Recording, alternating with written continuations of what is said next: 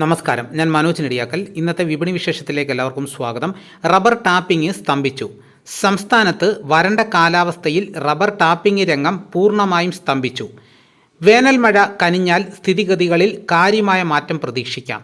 മാസങ്ങളായി റബ്ബർ ഉൽപ്പാദനം ചുരുങ്ങിയിട്ടും ടയർ വ്യവസായികൾ വിപണിയിൽ തണുപ്പൻ മനോഭാവം തുടരുകയാണ്. നേരത്തെ താഴ്ന്ന വിലയ്ക്ക് കച്ചവടങ്ങൾ ഉറപ്പിച്ച പല കമ്പനി സപ്ലയർമാർക്ക് യഥാസമയം ചരക്ക് കണ്ടെത്തി കൈമാറാനായില്ല. ഇതിനിടയിൽ രാജ്യാന്തര വിപണിയിലെ വിലക്കയറ്റത്തിൽ കുതിക്കാൻ ആഭ്യന്തര വിപണി നടത്തിയ ശ്രമത്തിന് ഒരു വിഭാഗം ഇടപാടുകാർ തുരങ്കം വെച്ചു. 4ാം ഗ്രേഡ് റബ്ബർ വാരാന്ത്യം 215 രൂപയിലാണ്. 5ാം ഗ്രേഡ് 211 രൂപയിലും ലാറ്റക്സ് 136 രൂപയിൽ നിന്നും 140 രൂപയിലേക്ക് മുന്നേറി. അതേസമയം ഒട്ടുപാലിന് 300 രൂപ കുറഞ്ഞ് 13,500 രൂപയായി കിൻഡലിന്. സുഗന്ധവ്യഞ്ജനങ്ങൾക്ക് ആവശ്യമേറുന്നു. യുദ്ധം മുറുകുമ്പോൾ പെരുന്നാൾ ആവശ്യങ്ങൾക്ക് വേണ്ട ചരക്ക് സംഭരണ തിരക്കിലാണ് അറബ് രാജ്യങ്ങൾ. മറുവശത്ത് ഈസ്റ്ററിന് നിറം പകരാൻ ആവശ്യമായ സുഗന്ധവ്യഞ്ജനങ്ങൾ വാരിക്കൂട്ടുന്ന തിരക്കിലാണ് US, യൂറോപ്യൻ ബയർമാർ. ഹൈറേഞ്ചിൽ നിന്നും സംസ്ഥാനത്തിൻ്റെ മറ്റ് പല ഭാഗങ്ങളിൽ നിന്നും കുറഞ്ഞ അളവിൽ മാത്രമാണ് കുരുമുളക് വിൽപ്പനയ്ക്ക് ഇറങ്ങിയത്.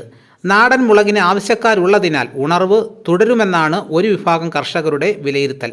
കൊച്ചിയിൽ അൺഗാർബിൾഡിന് 694 രൂപയിൽ നിന്നും 699 രൂപയായി. ഗാർബിൾഡ് മുളകിന് 719 രൂപയാണ് കിലോയ്ക്ക് വില.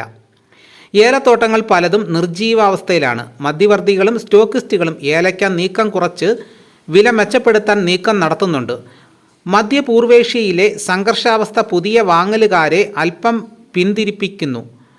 ശരാശരി ഇനങ്ങൾ കിലോ 2258 രൂപയിലാണ് വാരാന്ത്യം.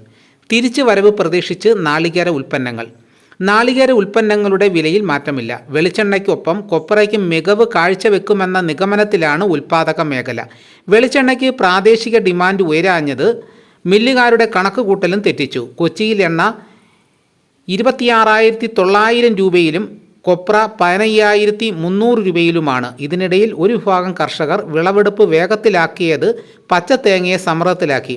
ഗ്രാമീണ മേഖലയിൽ കിലോയ്ക്ക് 45 രൂപയിലേക്ക് തേങ്ങാവില ഇടിഞ്ഞു. അതേസമയം നഗരപ്രദേശങ്ങൾ നിരക്ക് 60 രൂപയ്ക്ക് മുകളിലാണ്. കാർഷിക കേരളം വേഴാമ്പൽ കണക്കെ വേനൽ മഴയുടെ വരവിനെ ഉറ്റുനോക്കുന്നു. പുറംകടലിൽ കാറ്റിൻ്റെ വേഗതയിലെ മാറ്റങ്ങൾ കണക്കിലെടുത്താൽ വൈകാതെ മഴമേഘങ്ങൾ നമ്മുടെ തീരത്ത് അണയാം.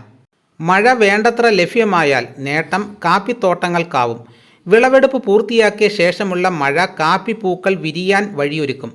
റബ്ബർ മേഖല കനത്ത വേനലിൽ സ്തംഭിച്ചു. ദക്ഷിണേന്ത്യയിൽ കുരുമുളക് വിളവെടുപ്പ് പൂർത്തിയായിട്ടും ചരക്ക് വിൽപ്പന ഉയർന്നില്ല.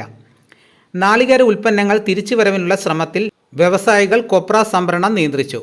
സംസ്ഥാനത്തിൻ്റെ പല ഭാഗങ്ങളിലും ചെറിയ അളവിൽ മഴ മാസാരംഭം മുതൽ ലഭ്യമായത് കാപ്പിത്തോട്ടങ്ങൾക്ക് അനുഗ്രഹമായി. മാസത്തിൻ്റെ 2ാം പകുതിയിൽ തുടർ മഴയ്ക്കുള്ള സാധ്യത തെളിയുന്നത് കാപ്പിക്കുരു ഉൽപ്പാദനം വർദ്ധിക്കാൻ അവസരമൊരുക്കും. നവംബർ ഡിസംബറിലെ വിളവെടുപ്പിനിടയിൽ മഴ വന്നത് മേഖലയ്ക്ക് കനത്ത പ്രഹരമായി മാറിയെങ്കിലും നിലവിലെ കാലാവസ്ഥ ഗുണകരമായി മാറുമെന്നാണ് ഉൽപ്പാദകരുടെ വിലയിരുത്തൽ. കാപ്പി വില കിലോയ്ക്ക് 200 രൂപയിലാണ് നീങ്ങുന്നത്. മുഖ്യ ഉൽപ്പാദക രാജ്യമായ ബ്രസീലിൽ റെക്കോർഡ് കാപ്പി വിളവ് പ്രവചനങ്ങൾ ആഗോള വിപണിയിൽ കാപ്പി വിലയിൽ വൻ സമ്മർദ്ദം ഉളവാക്കാം. മുന്നിലുള്ള സീസണിൽ ബ്രസീലിൽ ഉൽപ്പാദനം സർവകാല റെക്കോർഡായ 75.3 മില്യൺ ചാക്കായി വർദ്ധിക്കുമെന്നാണ് ഏറ്റവും പുതിയ വിലയിരുത്തൽ. നവംബറിലെ പ്രവചനം വിളവ് 70.7 മില്യൺ ചാക്കെന്നായിരുന്നു. ഇതിനിടയിൽ US ഡോളർ സൂചിക കരുത്ത് നേടിയത് ബ്രസീലിയൻ നാണയമായ റിയാലിൻ്റെ മൂല്യത്തിൽ വിള്ളലുളവാക്കിയത് വിദേശ വാങ്ങലുകാരുടെ ആകർഷണം കുറച്ചു. കാലാവസ്ഥയും യുദ്ധവുമെല്ലാം കാർഷിക ഉൽപ്പന്നങ്ങളുടെ വിധി നിശ്ചയിക്കുമെന്ന മുൻ വാരം നൽകിയ സൂചന ശരിവെക്കുന്ന സംഭവ വികാസങ്ങളാണ് ആഗോള വിപണിയിൽ ദൃശ്യമാകുന്നത്. അപ്പോൾ ഇതാണ് ഇന്നത്തെ വിപണി വിശേഷങ്ങൾ. ഇതോടുകൂടി വീഡിയോയുടെ പൂർണ്ണമാകുന്നു. എല്ലാവരും ലൈക്ക് സപ്പോർട്ട് ചെയ്യണം. ആദ്യമായിട്ടാണ് ഈ ചാനൽ കാണുന്നതെങ്കിൽ സബ്സ്ക്രൈബ് ചെയ്യാൻ മറക്കരുത്. നിങ്ങളുടെ അഭിപ്രായങ്ങൾ കമൻറ്റായിട്ട് രേഖപ്പെടുത്തണം. ഈ വീഡിയോ എല്ലാവർക്കും ഒന്ന് ഷെയർ ചെയ്ത് കൊടുക്കണം. മറ്റൊരു വീഡിയോയുമായിട്ട് ഉടനെ എത്താം. എല്ലാവർക്കും എൻ്റെ നന്ദി.